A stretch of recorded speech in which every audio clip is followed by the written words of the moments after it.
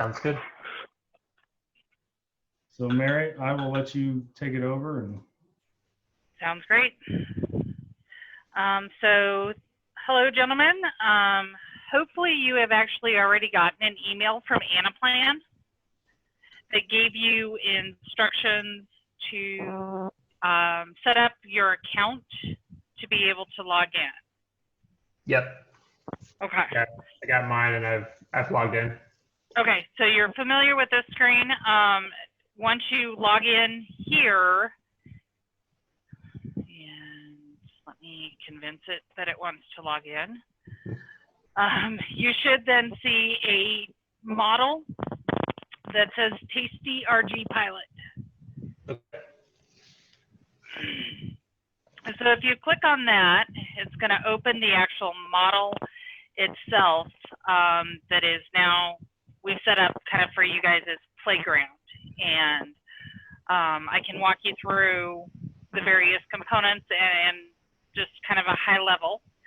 There is definitely a 1-week training course that will dive deeper into how to build, but wanted to give you guys kind of a flavor and a place to play, poke around, take a look at.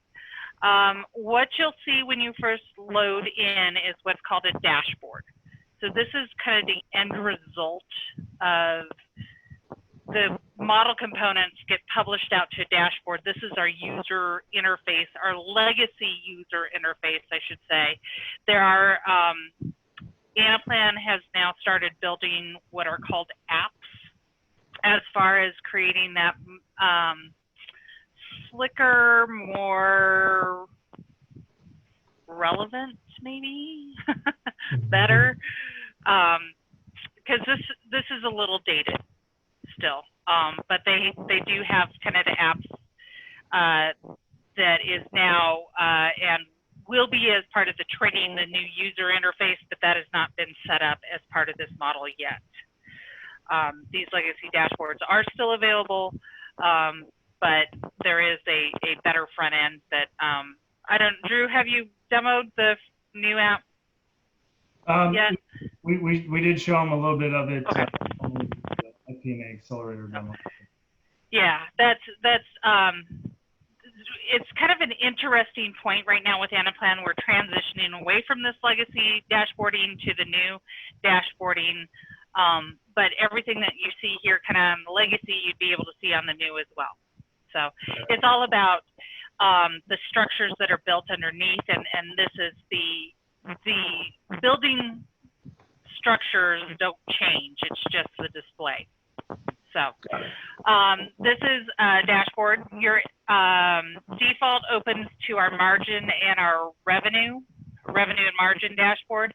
I can expand this little chevron here, will show me other dashboards that I have access to very easily. So this is what's called our contents pane. If I click on that price growth, it opens that dashboard, and you can see it just kind of opens as tabs up here along the top. So as I continuing opening my dashboard, that opens the other. To go back to that other dashboard, I can just click back over here, kind of like Excel tabs along the bottom, but we've stuck them up on the top as far as opening our dashboards. Okay, any questions on that? Nope. And this is that little chevron. I can make that go away to give you more real estate, pop it back open to navigate or open up another dashboard. To close the dashboard that I'm done with, I can simply just click on the X next to it, and that just closes the dashboard. That is not a delete, it's just a close. You can also say right click and say close all, close others. Undock means that I can then set it next to another dashboard and kind of see information on 2 dashboards at once instead of. To redock it, it's just a double click and it pops it back in. Okay. You, to undock, you can also left click and just pull out. It's going to do the same thing.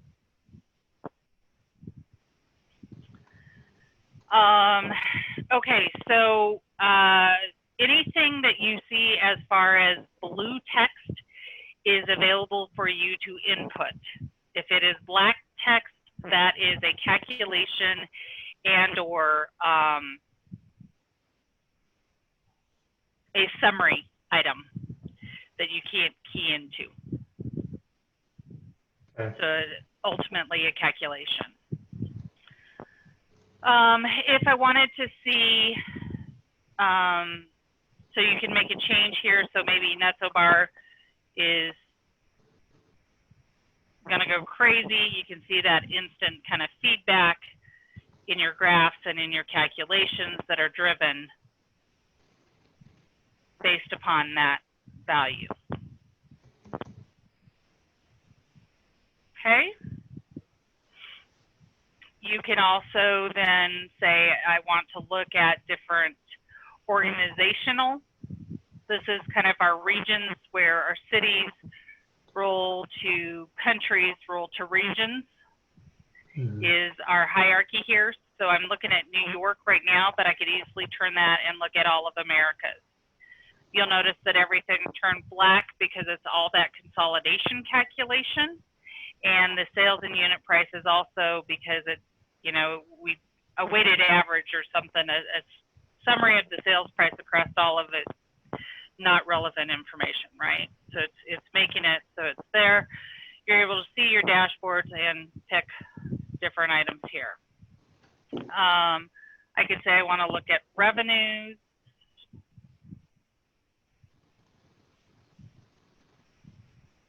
So I could say what goes into that information. So I could right click on, say, revenues, drill down, or click F8. And it's going to show me, here's a breakout of that number. So kind of dig into the details of, hey, what's making up that number? We also have the ability to do that drill down and get a little bit more information at that lower level, which will actually show me here's the formula that is making up that calculation for me. And here are the inputs that are giving me that value. Okay, and I'm accessing both of those by just that right click and that drill down, or you can use an F8. Good. Okay, you also have the ability to kind of pop open any of the underlying or these guys by saying open source module. This is going to open it as the actual module, the raw kind of underneath calculation engine piece of that. So you can see that there are things that weren't necessarily shown on that dashboard, right? You're only seeing margin, percent margin. But if I open that, I see there's also this growth percent, cost percent, potential items to be calculated. What these are called are line items, and they're specific to this module. So I'm able to look at these, and I can then see here is this top line. I'm clicked on revenue, so here is that formula that I showed you when we were in the drill down. So by clicking line items, I can actually see what that formula for that calculated item is. Okay. Okay. Again, just kind of close that, and that'll pop you back over here. We're accessing this from the dashboard. I can actually access that same module that we just had open from this little wheel called the Settings tab. The Settings tab is actually, most of your end users won't have this tab. This is going to be restricted to your model builders. So the people that are responsible for making changes, for creating new lists, new modules, making calculation changes, creating a new dashboard. The true model builders get access to the Settings tab. Okay. So if we come down here into our modules, this is kind of the listing of the various modules that we have that make up this model. So we group our modules by different kind of functionality or what we call functional areas to make it easy to find. So looking at the different ones. So when we popped open that one, that's You can see the name here, Rev 03 margin calculation. I can also access that guy from right here and say open, and that's the same thing. Okay. So once again, back over to my modules. Here's my Rev 03. Click on that and say open, and it opens it up. To be able to see kind of the structure of what this module really, the underlying structure, what is the lists that make up my region and this, what are those lists called? There's two different ways I can get that information.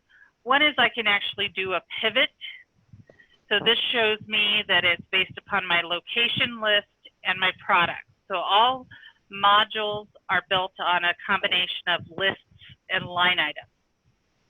So every module will have line items and potentially one or more lists. Okay? So we also have time. So these are the lists that make up our module.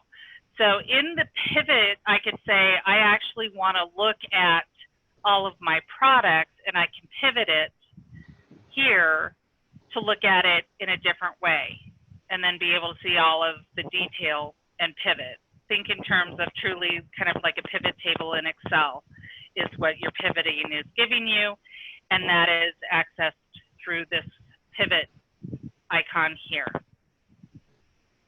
Okay, feel free to play around and pivot and look at these.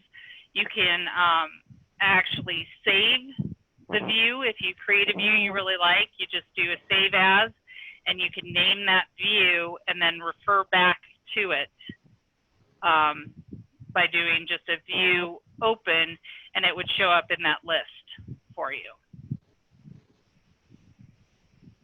Okay? Okay. The other piece about a module is looking at this view right here. This is what we call the blueprint view of a module. All modules would have a grid and a blueprint view. This is where we actually define and build out the calculations. If we wanted to add a new line item, this is where we would do that. So to add potentially a new line item, maybe we need,